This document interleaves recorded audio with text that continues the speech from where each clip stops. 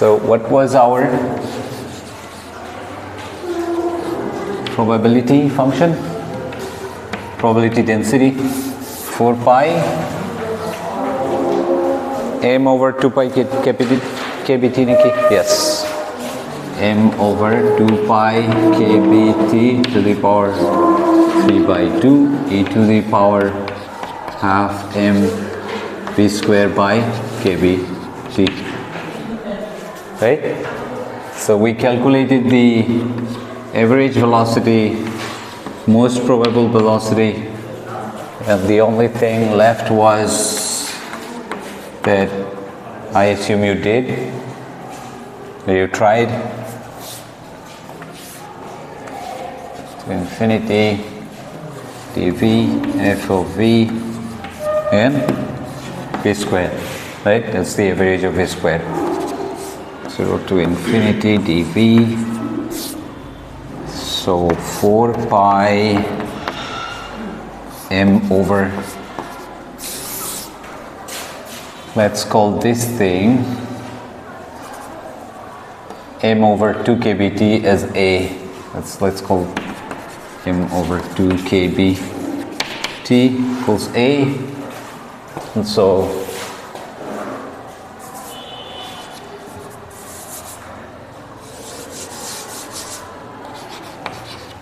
it will be easy for us that way. So a by pi to the power 3 by 2 v square e to the power a v square. Right? Oh, there was another v square, right? There was a v square, I guess. Yes. So one v square, this is from the probability density, and another v square from here. So a over pi 3 by 2 0 to infinity, and this is just, so v to the power 4, which means del a and integration of the standard e to the power a v square. Right? The technique. And this integration is half square root of pi over a.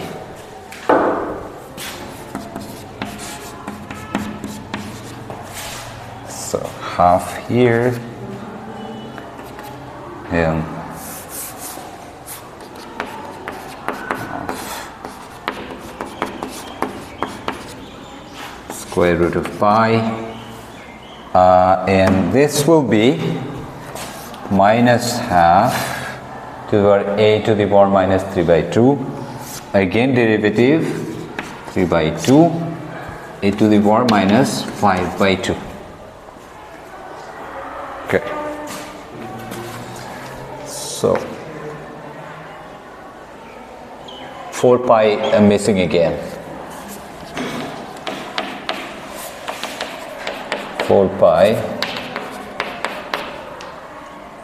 2 to 4 and pi square root of pi into pi is pi to the power 3 by 2 pi, so these goes away, so we have 3 over 2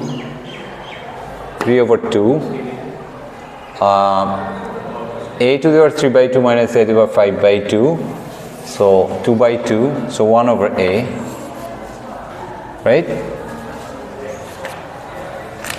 1 over a,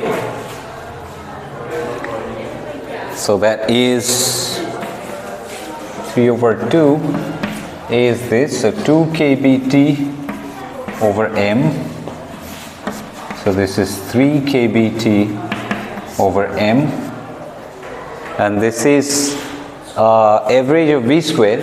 V RMS is defined as root over average of v square. So let's see. I was using this notation, right? Let's use the same notation. It's the same thing. So 3 kbt over m. That's your RMS velocity. Okay.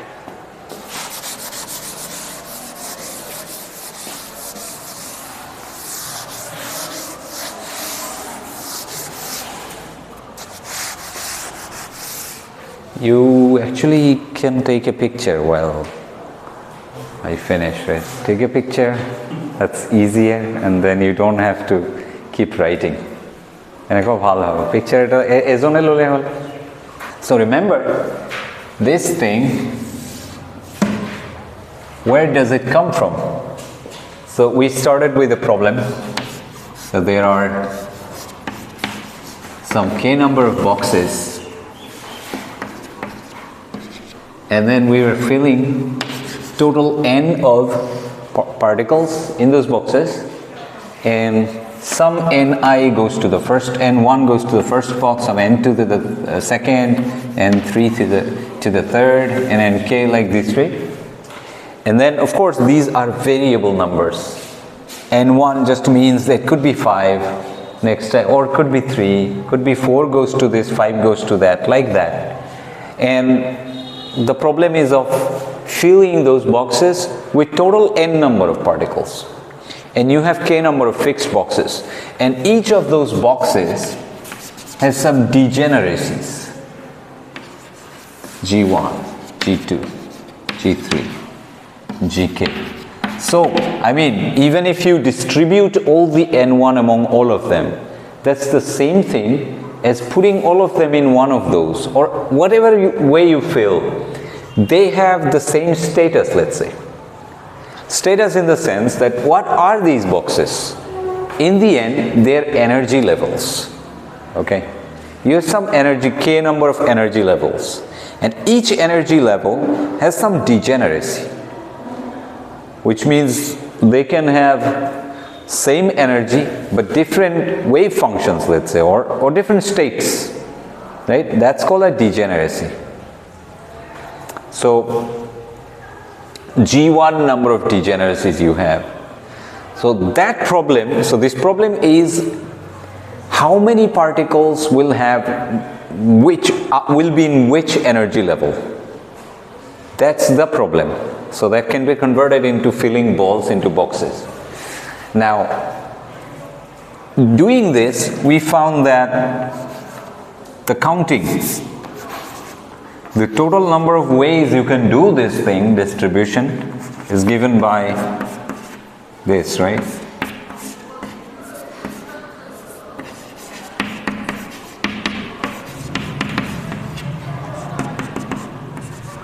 And then we applied that, okay, this is the total number of ways you can distribute.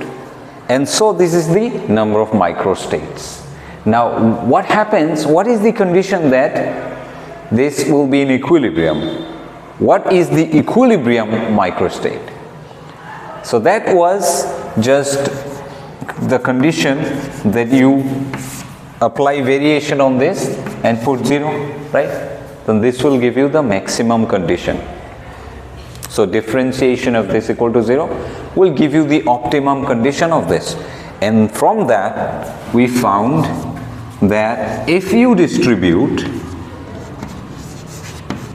by following this particular rule, so sum alpha minus beta I. So if you did this, if you took these many number of particles and put it in the ith state, then this particular way of distributing will lead to the equilibrium situation, right? So this is called the equilibrium distribution. Or it's also called the occupancy of the level I. So which means how many particles will occupy the energy level EI is this Ni. Okay. I put a tilde to denote that it is the equilibrium, at equilibrium what is the number. In general this is just Ni.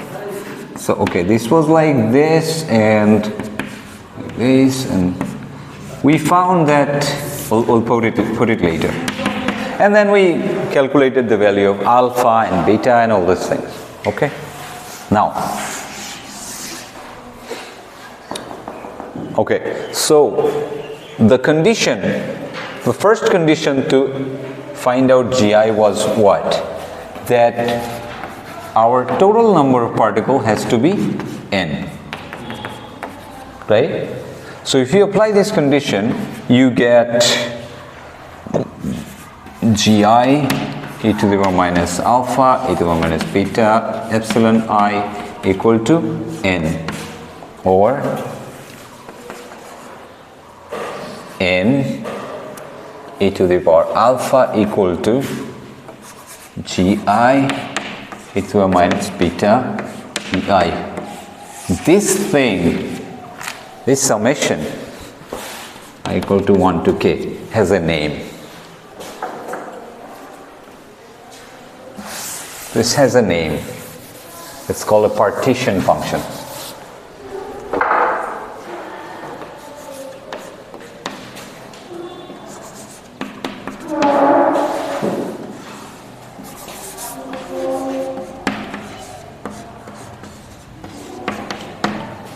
This is called a partition function.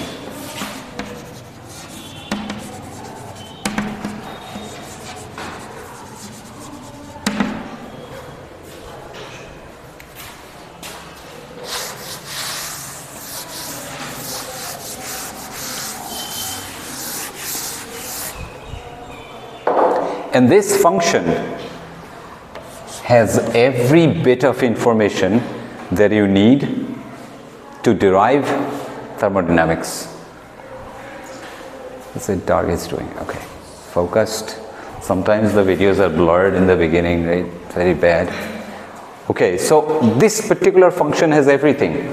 You can derive pressure, you can derive entropy, you can derive internal energy, and everything from this. So that's why this is very important. One simple example, you can easily see how that works, is, let's say, how we calculate the average energy. Okay?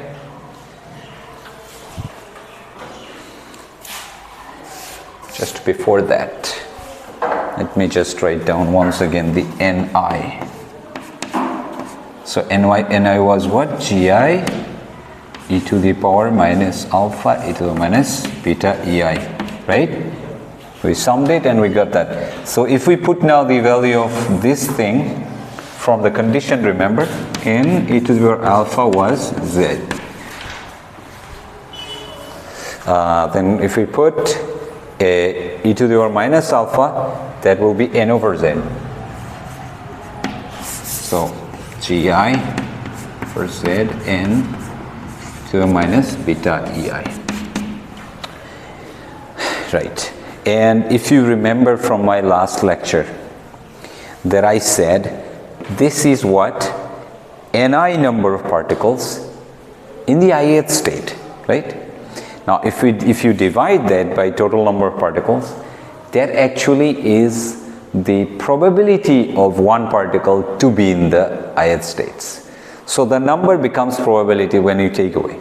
Either you say that you are shooting some bullets here, so you have bullets, n bullets that hit this area, and then you know how much that is.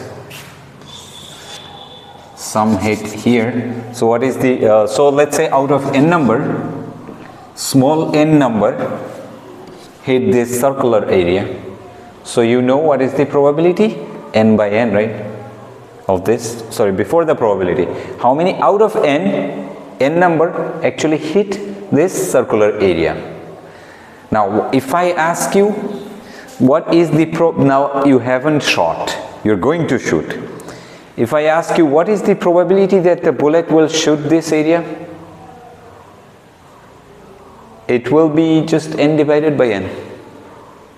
If you really shot and you found that total n number was hitting the whole square, and out of which some, let's say 100 bullets hit the whole area and only 3 hit this small area, then 3 over 100 is going to be more or less the probability that one bullet has the chance to hit the smaller area, right? So I discussed this in details in the last class, so not repeating. So this actually imply the probability that one particle will be in the energy state EI is when you divide by n. And you get this gi over z e to the minus beta EI. This is your probability. And when you have probability, let me write it here. This is the probability that a particle will be found in the energy state EI.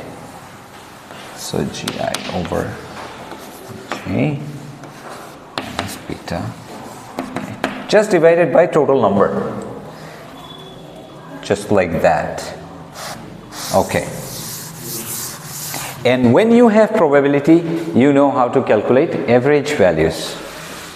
Average of anything, average of some function f will be what? You know this.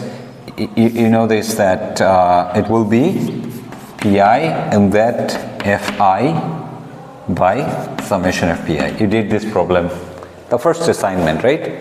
And if your total probability is 1, then it's, that. So anyway, so we got already this condition. So this then becomes, then now your probability function is this, so we'll be using this. Now let's calculate the average energy for this, which will be what? I equal to 1 to k pi EI for each state divided by 4 to pi, and that will be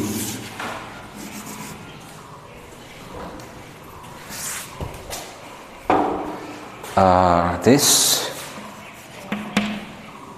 So z is a constant right here.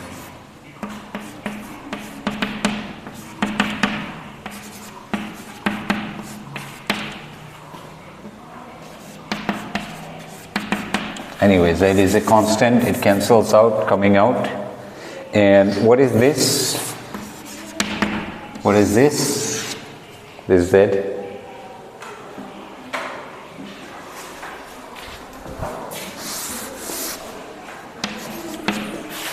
So z or z, 1 over z,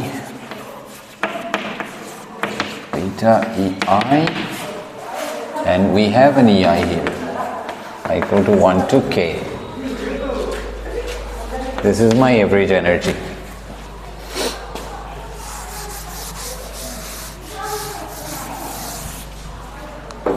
How can I rearrange this in a very useful way? 1 over z. This I can write as gi minus. This can come by taking a derivative with respect to beta. Right? Then an epsilon I will come down and minus, it will become plus, and so I can then take this outside. 1 over z del beta, and this is gi e to the power minus beta EI. Once again, this is nothing but your partition function. So this is minus 1 over z del z by del beta, and we know 1 over z del beta can be written as del beta of log of z.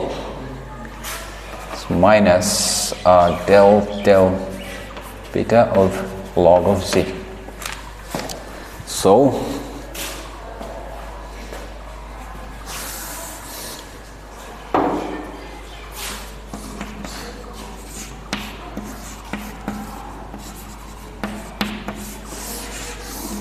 So you see that we got the average energy of this whole system of gas from the partition function. And actually in the last class I did a cheating, and I wrote that, if you remember, average of energy I calculated the integral and everything, and in the end I put 3/2 n kBt. And then from that, from this condition, I found beta must be 1/kBt. Right? The cheating is that, yes, this is, we know from thermodynamics to be internal energy. This is internal energy. But on the left hand side, this is average energy. So if you have a box of gas, then internal energy is really its total energy. Okay? It is the total energy of the gas. While average is like you consider all the particles to be having some average energy and then multiplied by that, and like average energy of this whole system. So there are two different things really. One is if you take every one of them, E1, E2, E3, and summed over all their real energies, that will be your internal energy. While average energy is, you replaced everyone's energy by their average energy and summed it. In principle, these are two different things. And if you have like 3-4 gas particles, then that's a huge difference. But turns out, if there are really, they are in the thermodynamic limit, like 10 to the power 23 molecules, then this difference tends to be negligible. And in the limit n tending to infinity, this is 0. We can quickly prove that. And so the cheating that I did is valid. And in whole statistics, we'll be using this cheating. In place of every internal energy, we'll be using average of energy. And we'll not be in trouble as long as we're dealing with huge number of particles. And in thermodynamics, we deal with huge number of particles. We don't talk about 3-4 particles, right? A whole cylinder of gas. Okay, so here also, we'll come to that later. Let's keep this. So this I used to prove that you can find the average energy from partition function, and then you can say that this is your internal energy of the thermodynamics, right, just now. And so internal energy is a thermodynamic quantity, and look at Z, it's just coming from this sum. And where is this coming from? Doing a counting problem of how many gas particles you can put in how many energy states, then you counted whole this thing and applied a condition.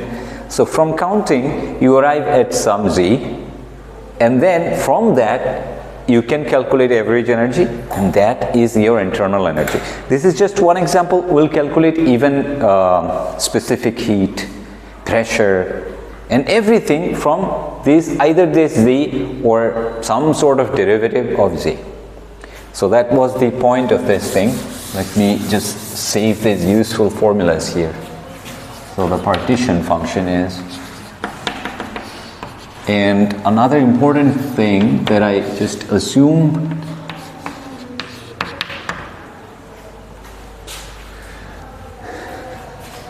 what else? The probability was,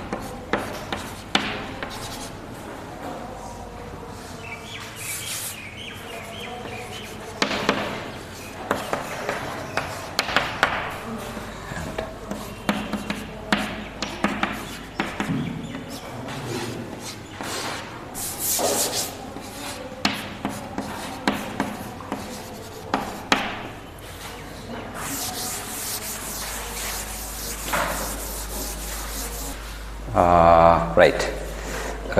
Okay.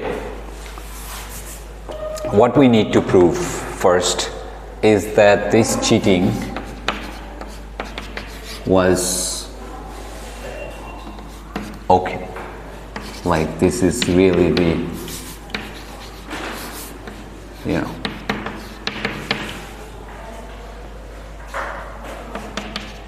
total energy is the average energy. So what we need to prove is, and I'll leave this as an exercise, but I will take you to the point where you can do it. So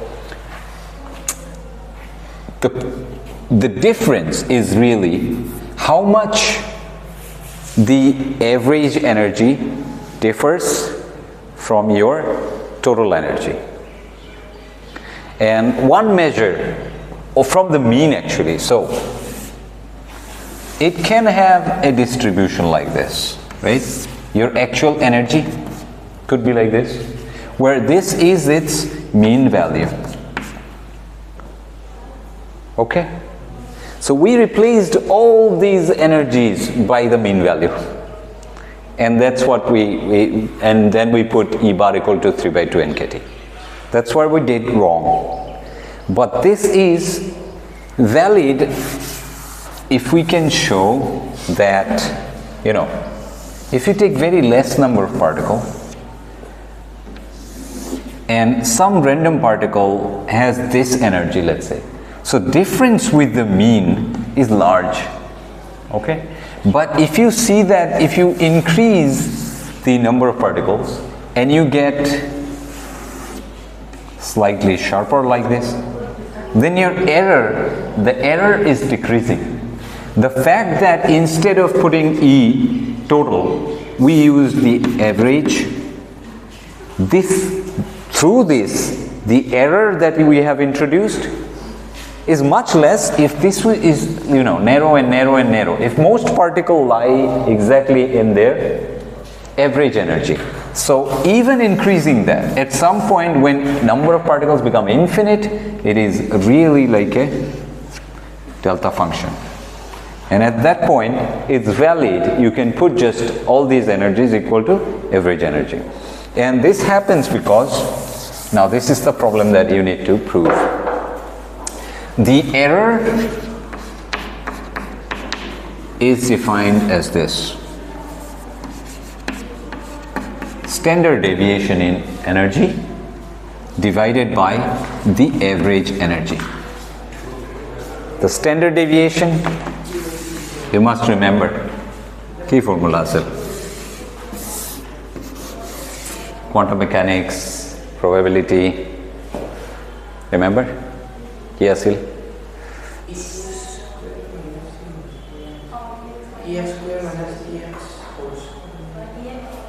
Average of E square minus average or square. And this is a result, but it really comes from average of this quantity.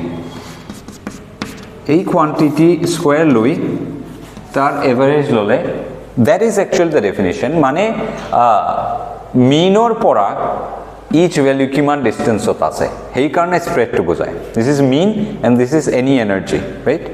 Tar square lui average. But that turns out to be, to prove kora jay je etu ahibo ultimately this. E square average minus E average or square. So you can just directly use that and tolot E average.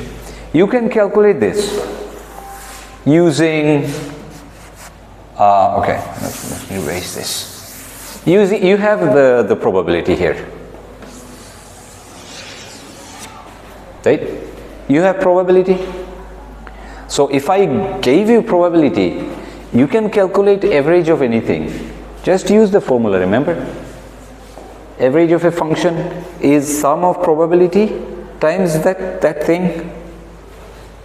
So if you're going to calculate some e to the power n or average, n equal to 2, n equal to 1, 0. Now this is just probability times ei to the power n and sum of probability. That's it. Use the technique. So if it's square, then it's square. Use the technique. Just use, remember, del del beta lole eta ei eta ken tolot ahibo. So yat dubar lobo lagibo, n times lobo lagibo yat poribo lagile enekwa. So basically tomar e square lagibo just yat. So we need e square or average. So e square yat eta e square tat e to the minus beta ei ase. We can take del del beta twice. Then ei square will be here. And that's it. So basically ahibo, okay, I mean I'll give it as an exercise. Okay, so the answer of e square will be, because now I'm going to use it, so I need the answer. if I start doing this, it needs a complete class, so not needed. Square or average কিমান? Square or average hobo del square, so you can use the answer plus delta beta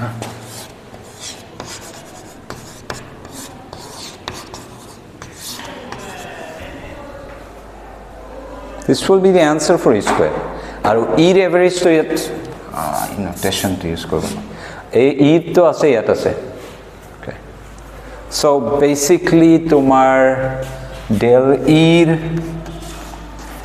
square হব, del E square হব this, so del square del beta square ln z plus del ln z by del beta whole square. Eto hoy gol this thing, and then e average or square, so minus del ln z by del beta square. This thing will cancel out, so just this.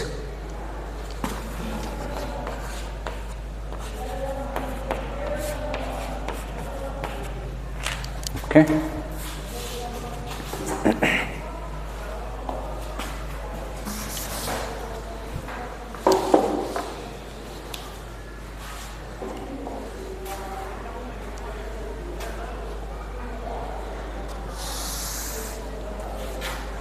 Square root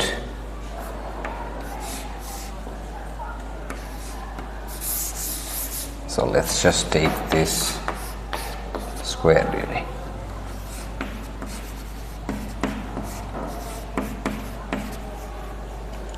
and E average is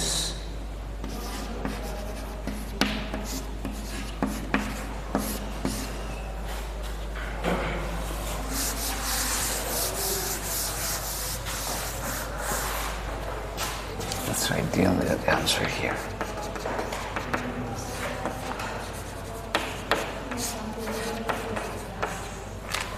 Okay.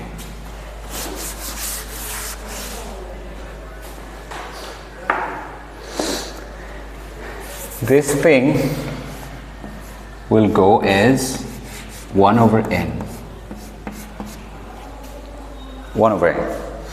So when your limit is n tending to infinity, this error becomes 0. So I mean, we can use average in place of internal energy. Average energy in place of internal energy, and we'll be okay. Let's prove the. Okay, so that's good. So that means this is fine, this we can put as internal energy, and we can do our thermodynamics with this.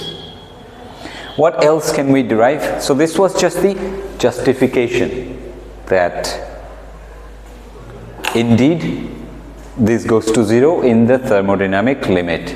This n tending to infinity is called the thermodynamic limit.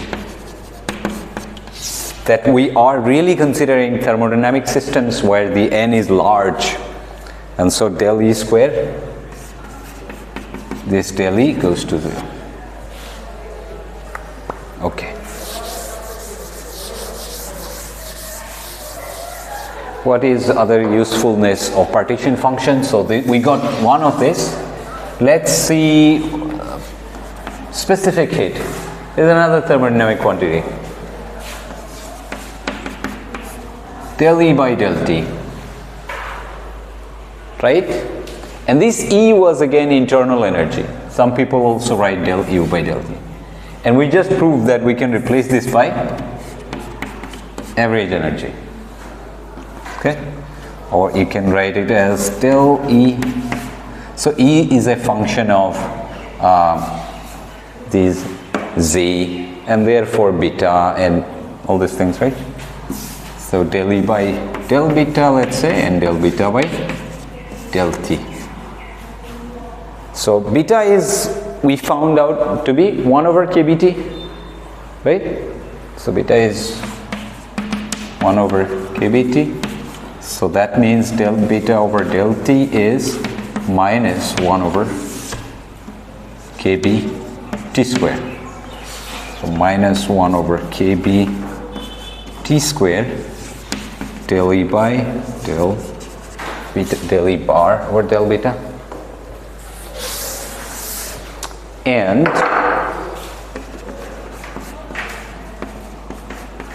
what was E bar? E bar was minus del beta of ln Z.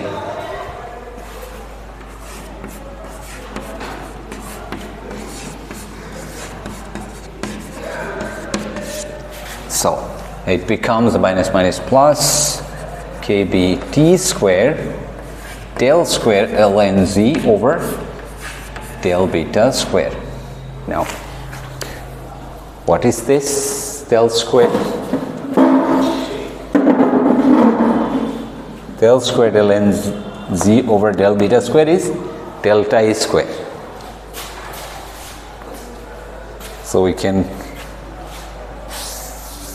write it down as 1 over kB T square times del E square.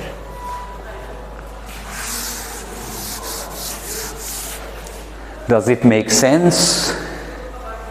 What is CV? What is specific heat? How is it defined?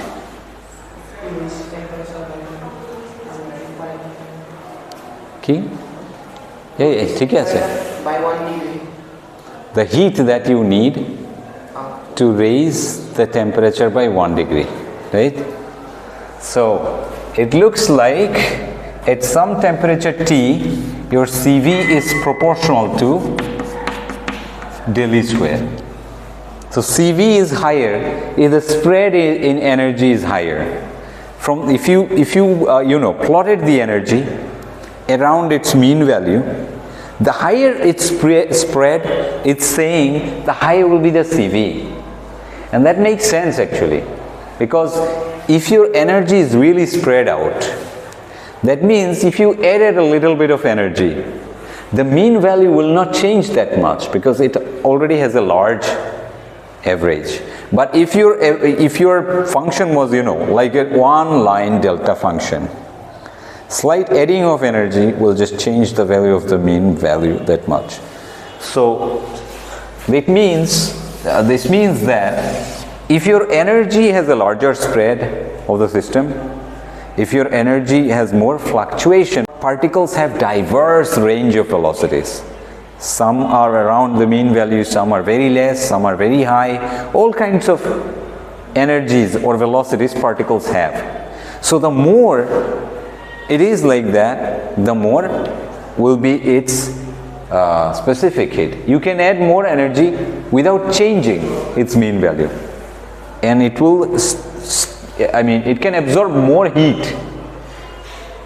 So that's the meaning of this thing.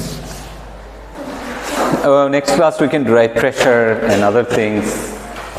And by the way, all these things were in canonical ensemble.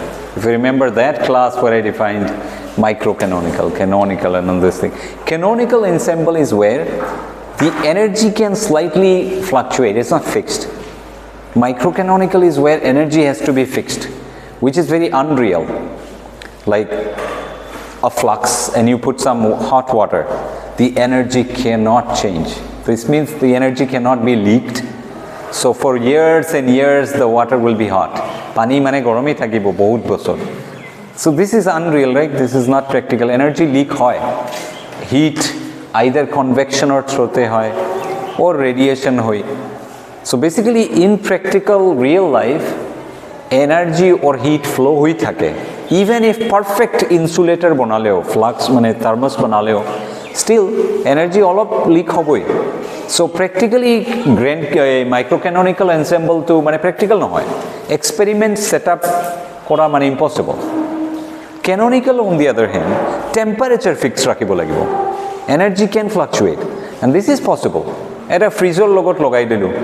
ফ্ৰিজৰ ভিতৰত fixed temperature set কৰি এটা system থৈ দিলে কি হ'ব at least temperature fixed থাকিব hit flow হৈ থাকিব but temperature will be fixed so this whole calculation of Maxwell, Boltzmann and everything with the assumption that energy can slightly fluctuate, okay, and that's why we're talking about spread around the main value.